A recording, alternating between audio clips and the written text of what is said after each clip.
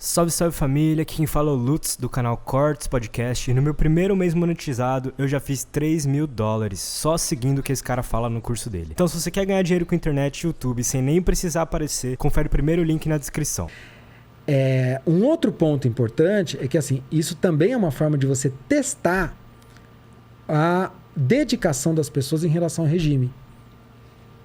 Então, lembra que eu te falei que as pessoas elas são vigiadas o tempo todo. E elas são vigiadas pelos próprios cidadãos. Em cada comunidade, que eles chamam de imambã, alguma coisa assim, você tem um líder de cada... Como se fosse da vila, tá? Sim. Você tem um líder daquela vila. E esse líder é quem ele vigia a vida das pessoas e outras pessoas trazem informações para ele sobre a vida das pessoas. Então alguém pode falar assim, olha, outro dia eu passei ali, eu vi o Vilela conversando lá e ele não estava muito feliz com a última decisão do partido lá em relação a tal coisa. É assim. Aí fala, o Vilela falou isso, tá bom. O lei... Entendeu? Aí faz uma anotaçãozinha ali pra você. Você vai pra cadeia? Não vai, dependendo da gravidade que você fez. Mas você vai ficando marcado. Lembra que eu te falei que tudo é uma questão que você vai construindo. E a mesma coisa pro norte-coreano. Ele precisa mostrar pra sociedade, para todo mundo, ele precisa mostrar uma total dedicação pro governo o tempo todo. Então, no dia da eleição, o pessoal vai com a melhor roupa, eles fazem festa, músicas e danças. Que assim, chega a ser, pra gente, chega a ser meio patético. Você fala, gente, as pessoas estão comemorando porque elas podem votar sim. Caramba. Mas por quê? Porque isso, o que acontece? Eles querem mostrar o quanto eles são dedicados pro governo. O quanto que eles são dedicados pro regime. O quanto que eles aprovam tudo que o partido está fazendo. Por que eles fazem isso? Porque a vida deles depende disso. O que eles vão comer, onde eles vão morar, se o filho vai poder ir para a escola, para a faculdade ou não, que tipo de profissão o filho vai poder ter. Toda a vida dele depende disso. Depende principalmente da sua ancestralidade. Como aí assim? que entra o tal do... Sobrenome? Não, é o Songbun. O Songbun é um sistema de castas que tem na Coreia do Norte que divide a sociedade em alguns grupos baseados no histórico da família dele em relação à dedicação para o regime comunista e também, de uma certa maneira, nas atitudes dele no dia a dia hoje. O peso histórico é muito maior do que o que você faz. Ah, é? Se meu vô... Se você tem... exemplo. Vamos supor que você teve um vô que durante a Guerra da Coreia, ele lutou do lado do sul. Acabou a guerra, por alguma razão ele acabou ficando no norte. Tá? E descobre que assim, a sua vida vai ser uma desgraça. Mesmo que foi meu avô. Seu avô. Você fala, mas não concordo com nada disso. É seu avô. Caramba. Existe eles acreditam, isso vem do confucionismo, que determinadas coisas elas estão no sangue e elas duram até a terceira geração. Então, se o seu avô ele teve uma atitude antirrevolucionária, capitalista, se ele era um presbítero de uma igreja, por exemplo, metodista, sei lá, qualquer coisa, fala, opa, tá no seu sangue isso. Então você tem essa inclinação. Se você tem essa inclinação, já vamos separar ele da sociedade para andar ruim. Aí é campo de concentração ou não? Aí que acontece? Eles vão analisar, porque esse sistema de Songbun, ele começou logo quando o país foi criado. Então, acabou a Segunda Guerra Mundial, 1945. A Coreia era uma península inteira que fazia parte, era uma colônia do Império Japonês. O Império Japonês perdeu a guerra. Estados Unidos estava lutando no Pacífico, tinha tropas no sul. A Rússia, a União Soviética, estava lutando no norte, na Europa, tinha tropas na região norte. Então você tinha os Estados Unidos ocupando parte do sul da Península Coreana, porque estava lutando no Pacífico, e a Rússia, porque tinha interesse por aquele pedacinho ali, obviamente, porque viu os Estados Unidos naquele... Se você olhar no mapa, você vai ver quanto que a Península Coreana é importante para a China e para a Rússia. E na época a União Soviética falou, opa, já vamos ocupar por aqui, vamos ficar por aqui. Quando acabou a Segunda Guerra, o que aconteceu? A União Soviética foi lá e pegou Kim Il-sung, que já era um cara conhecido, revolucionário, que já tinha lutado na guerra do Japão, quando a Coreia perdeu a guerra para o Japão, ele já tinha lutado nessa guerra, já era um nome conhecido. Mas ele morava na Rússia, ele tinha inclusive se filiado ao Partido Comunista Chinês, mas ele foi para a Rússia, foi treinar com o Exército Vermelho, e ele foi todo treinado por Stalin para ocupar a Coreia inteira. E os Estados Unidos, que estavam no sul, falou, opa, a gente quer colocar alguém da gente aqui. E aí ficou aquele impasse. E aí, como é que a gente faz? Estados Unidos ajudou a fazer uma eleição para decidir o presidente da Coreia como um todo no sul, e a União Soviética pôs Kim Il-sung lá em cima, fez uma eleição nos moldes socialistas, que é aquela eleição com uma cédula só, fez uma eleição lá, foi eleito Kim Il-sung, todo mundo disse sim, era o que tinha, mas o pessoal do norte. E o pessoal do sul elegeu outro presidente. Ou seja, a Península Coreana tinha 2 presidentes. Caramba. Um presidente que veio movido ali pela ocupação do sul americana e outro da ocupação do norte da União Soviética. Isso deu ruim. O que aconteceu? Falou, bom, vai ficar...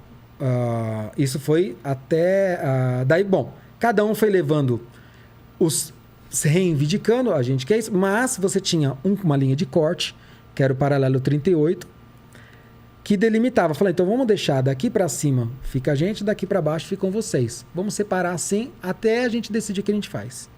Mais ou menos, estou encurtando a história. Chegou um determinado momento que Kim Il-sung resolveu invadir o sul. Quando ele resolveu invadir o sul é que começou a guerra da Coreia e que foi um desastre para todo mundo aquela guerra da Coreia. Mas entre 1945, que foi quando acabou a guerra, e 1948, imagina que toda aquela área do norte, ela estava, assim como a do sul, ela era ocupada basicamente por japoneses, né, porque era uma colônia extrativista japonesa, mas você tinha muitos comerciantes e fazendeiros coreanos que tinham negócios com os japoneses, né? Não era todo mundo escravo de japonês, você tinha muitos coreanos que tinham seus negócios ali. Só que você entrou ali agora no regime comunista. O regime comunista é o seguinte, filhão, não tem propriedade privada e você que é capitalista, você está ferrado. Por quê? Porque você é um câncer para o novo regime que a gente quer colocar. E aí o que eles fizeram? Eles tomaram tudo. Tomaram casas, tomaram prédios, tomaram fazendas, tomaram tudo.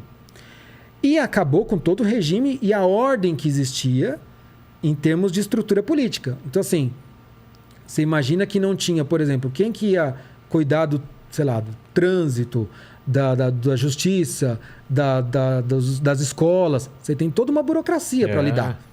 Bom, o que eles fizeram? Eles falaram, bom, a gente precisa colocar gente da gente para assumir esses cargos. Tiramos todos os capitalistas daqui. Uns a gente já matou, outros fugiram, porque já fugiram para o sul. Uns a gente tá por aqui, vamos colocar eles numa cidadezinha menor até a gente ver o que a gente faz com eles. Mas a gente tem que ocupar essa burocracia. Quem que vai coordenar essa fábrica? Quem que vai coordenar isso aqui? Quem vai coordenar esse bairro? Quem que vai ser o vereador, o deputado? Quem que vai ser? A gente precisa colocar gente da gente. E aí que eles fizeram? Eles falaram, bom, vamos ter que pegar o seguinte. Quem que tem vínculo com quem lutou, por exemplo, na Guerra do Japão? Né? Quando o Japão tomou a Península Coreana, houve uma guerra. A Coreia perdeu essa guerra, por isso que virou colônia do Império Japonês. E ele falou, bom, quem que vai agora assumir esses cargos? Bom, quem tinha um histórico de ter lutado na Guerra do Japão, quem mostra que, na prática, que acredita nos ideais comunistas.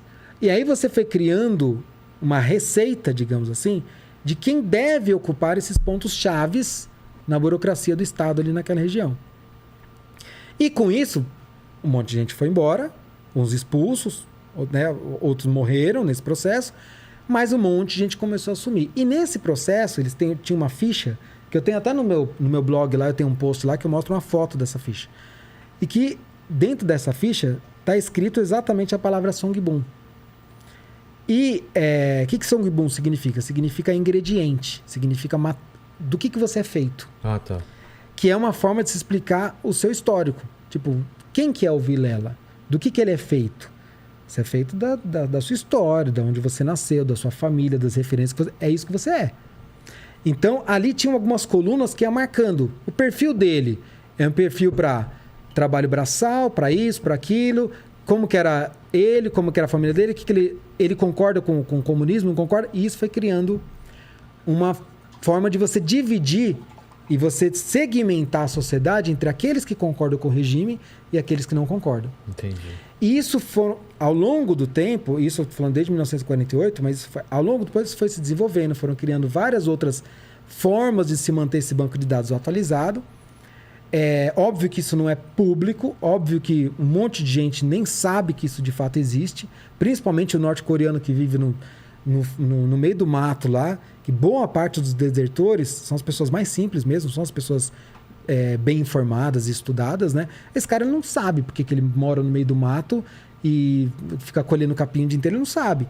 Ele só sabe que ele não pode sair dali. Ele não sabe por quê? Ele só sabe que ele não pode sair dali, mas ele não sabe exatamente. Ele não sabe como que a sociedade está dividida. Muita gente sabe. Ninguém veio para ele falar. Então, quando a ONU fez um estudo em 2014, entrevistando mais de 300 norte-coreanos, desses 70 tem gravação em vídeo disponível na internet, de todas as audiências que foram feitas com eles. Muitos deles falaram que sabiam desse sistema e como que ele funcionava.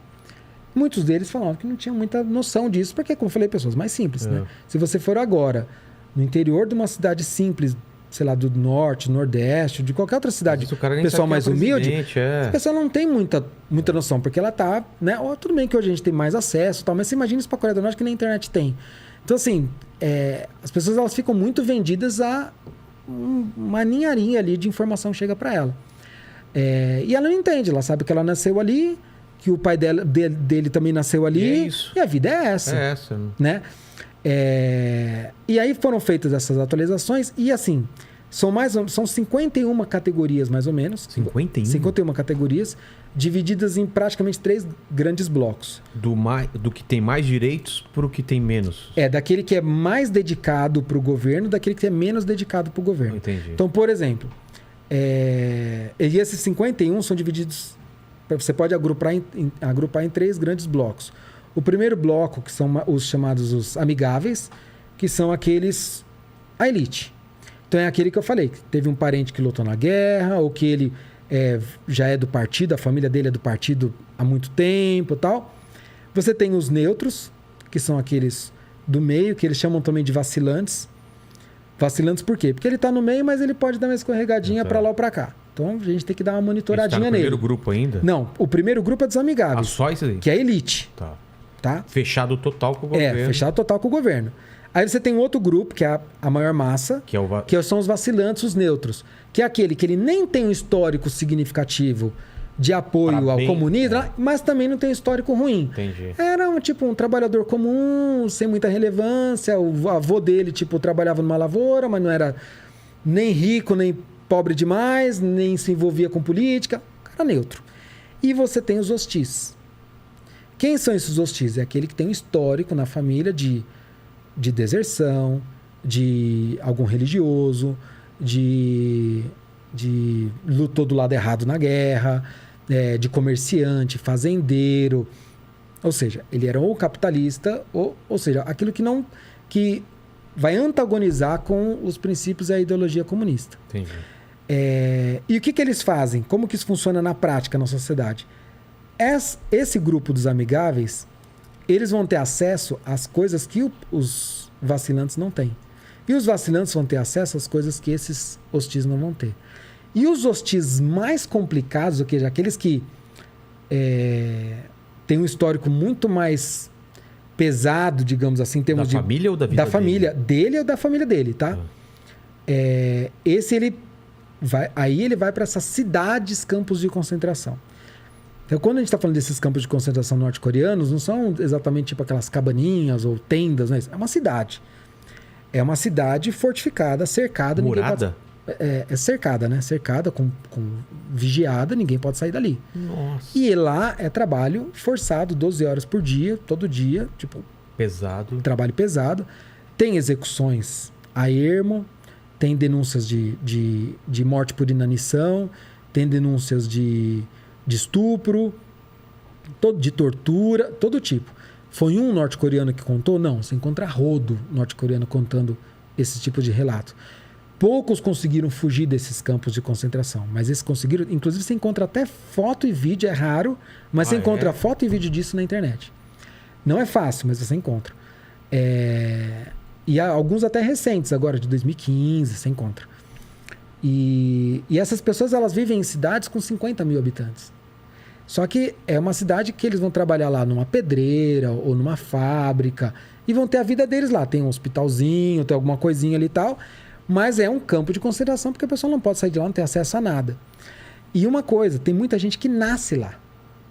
Putz, já nasce dentro do campo nasce de concentração. e vive lá. Por quê? Porque o pai dele, o avô dele, foi para lá. E ele não tem ideia do que é o resto do mundo. Caramba, ele vai viver lá. Vai viver lá pro resto da vida. Não vai ter nem a chance. Não vai ter nem a chance. Nem a chance. Cara, que E tem uma coisa também. Essa questão da família, ela é muito forte na Coreia do Norte. Porque vamos supor que hoje um norte-coreano ele é pego, por exemplo, se envolvendo com algum tipo de crime político, do tipo, tentando organizar algum tipo de motim, ou de, sei lá, de protesto, ou qualquer coisa desse gênero, ele vai preso e muitas vezes a família dele vai presa. Mulher, filho, vai todo mundo. Não importa, o cara Não, às vezes o tio, vai a família. Nossa. Então, por quê? Lá eles vivem, as famílias elas vivem é um núcleo familiar, né? Então, você tem uma casa simples, de 2 cômodos, ela pode abrigar até 8 pessoas. Que é uma casa oferecida pelo Estado. Tá. Né? Então, quando chega 8 pessoas na casa, então você imagina, tem um casal, esse casal teve um filho, depois tem outro filho, esse filho casou, outro... deu 8 pessoas, a casa encheu, aí eles podem requisitar para o governo para poder entrar numa fila, para poder, na próxima vez que tiver um sorteio de uma casa, tal, no novo lançamento, tal, eles poderem ter a casa deles, né? Eu tenho um vídeo, inclusive, que eu filmei, que eu ficava assistindo a TV norte-coreana à noite, no quarto, e eu vi alguns vídeos lá dessas entregas dessas casas. Eles fazem uma festa, e tudo a entrega das casas e tal. E foi até engraçado, teve uma ocasião que a gente estava conversando com a guia, e falando dessas coisas, de como que funciona fora da Coreia do Norte, tal, porque ela lida com tudo isso o tempo todo. Então, naturalmente, ela tem mais noção do que acontece fora da Coreia do Norte. Mas mesmo assim, rolou uns papos ali que foi bem curioso a reação dela em relação às coisas no resto do mundo. E a gente estava falando que tipo, aqui a gente paga, né? Eu falei, até chutei baixo, falei, a gente paga uns 30% de imposto, e a gente chutei baixo, né? Mas mesmo assim, se a gente quiser ter uma educação, a gente tem que pagar de qualidade. Se quiser ter... A gente tem a pública, mas se você quiser uma de qualidade, você vai ter que pagar. Saúde é a mesma coisa. Casa você tem que comprar. Daí sabe o que ela falou pra mim? Então vem pra cá. Porque aqui você não paga nada de imposto e o Estado te dá tudo. Dá comida, habitação, saúde. Paraíso. Daí você fala, pô, eu vou pagar 0 de imposto e o Estado me dá tudo. É lindo, né? Só que assim, da onde vem o dinheiro do Estado? Da onde vem o dinheiro do Estado? Do seu trabalho. Não é que você não paga imposto. Você não é que 100% nada. Do seu trabalho é imposto. Entendeu? Só que assim... Imagina, Lene, a gente trampando aqui, não ganha nada.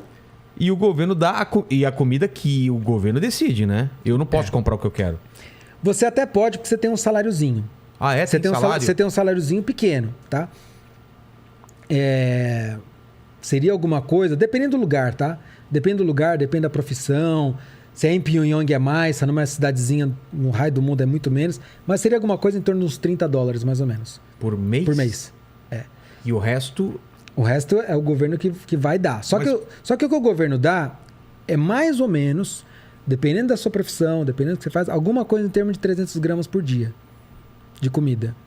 Quanto que é 300 gramas? É pouco, não é? Pouquíssimo, né? Quanto será que eu como? Então, assim, Acho que umas 150, 200 gramas na hora do almoço. 150 gramas no almoço? Imagina. Não. Quanto que a gente come normal? Meu prato no almoço, que é pequeno, fica na casa de umas 300, 350 gramas. E lá é por dia? Por dia, 300 gramas. A gente tá falando de grão cru, tá? De grão cru. Lógico, cara, que você vai preparar, ele vai absorver água, vai ficar um pouco mais pesado. Mas é isso que tem por dia para as pessoas, de vegetais. É uma... Não importa se é gordo, magro, se é velho... Não, o único gordo que tem lá é aqui em João 1. Não tem outro gordo. Tem gordo? Você não vê gordo na Você não rua? vê gordo na rua. Não vi uma pessoa com uma barriguinha. Sério? Você não vê. Isso porque eu tô falando de Pyongyang. Eu fui para outras cidades lá também, que eles me levaram, mas você não vê obeso ou sobrepeso, nem obeso. Nem sobrepeso. Você não vê. Você não vê. Você não vê. Eu tenho vídeo pra caramba, foto pra caramba, você não Porque vê. alguém que quer comer muito não tem como também, né? Você até engorda com arroz, entendeu? Então, mas chocolate. Não, você encontra pra turista. Não, até tem os chocolatezinhos deles lá que eu comprei lá e tal. Mas assim, com o dinheirinho que a pessoa tem, ele até pode comprar algumas coisas dessas. Mas o que a gente tem que entender, e isso é muito importante, e até continua a ideia lá do Songbong que eu tava falando. Pyongyang, que é a capital, é uma cidade vitrine. Essa cidade é o seguinte, mais de 80% de quem mora lá é daquela elite, dos amigáveis. Do primeiro grupo lá. Por quê? Porque é um privilégio morar lá. Aí você fala, o cara que mora no raio do interiorzão lá de Pyongyang, da Coreia do Norte, vai falar, vou mudar para Pyongyang e vou tentar a vida lá. Certo. E de igual uma pessoa que às vezes tem uma vida mais difícil no interior de algum outro estado aqui do Brasil e falar, vou tentar a vida no Rio, em Minas, em São Paulo. Lá parece ter mais oportunidade. O que o cara faz? Levanta um dinheiro, compra a passagem, vem aqui, cara e coragem, aluga um lugarzinho e se vira. Lá não. Se você quiser ir para Pyongyang de turista, você tem que pedir autorização do governo. É tipo aqui, você fala, eu quero ir em Osasco, você tem que pedir autorização do governo. Pra ir em Osasco eu preciso ir. Pra ir em Osasco, tem que pedir autorização do governo. E Por quê? Quem me falou isso? A própria guia. Porque tem gente também que questiona, fala que não é bem assim. Mas a guia me falou Ela isso. falou? Ela falou.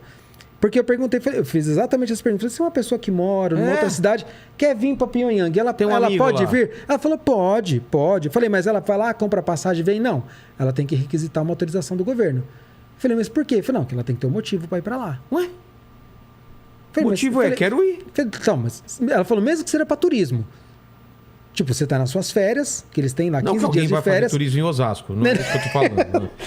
Mas né? Não sei, seria a sua opção. Sua opção, tipo, você tá com a graninha. Você vai para Osasco? Quem nunca, né? Carapicuíba. Né? Carapicuíba. Diadema, onde eu morei 2 anos. Pô, passei em Diadema. Não pode. Não pode. E aí, assim, você tem que pedir uma autorização. E aí eles vão perguntar exatamente, mas por que você quer ir para lá? Você fala, porque eu quero tentar a vida lá. Você fala, meu amigo, você pode ir, mas você não vai ter emprego lá. Por quê? Porque o emprego é dado pelo governo. A moradia é dada pelo governo. Você vai morar onde? Você vai trabalhar onde? Entende como a coisa é amarrada? Entendi. E aí, o que a guia falou? Ela falou assim, as pessoas têm que pedir. Eu falei, mas as pessoas... Eu falei, em geral, as pessoas aqui, elas são muito caseiras mesmo. Elas gostam de continuar onde elas nasceram.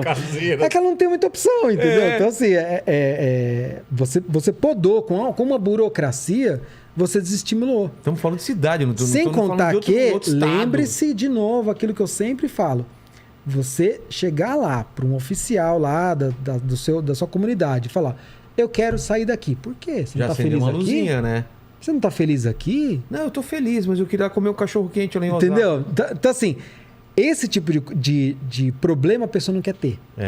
Então ela fica quietinha no lugar dela, não gera problema. Se alguém perguntar, ela tá adorando tudo. Por quê? Porque se a coisa começar a complicar para ela, naquele mês ela não vai ter brócolis.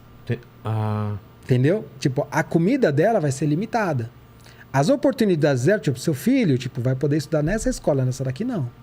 Ir para a faculdade Kim Il-sung, a Universidade Kim Il-sung em Pyongyang, nem pensar.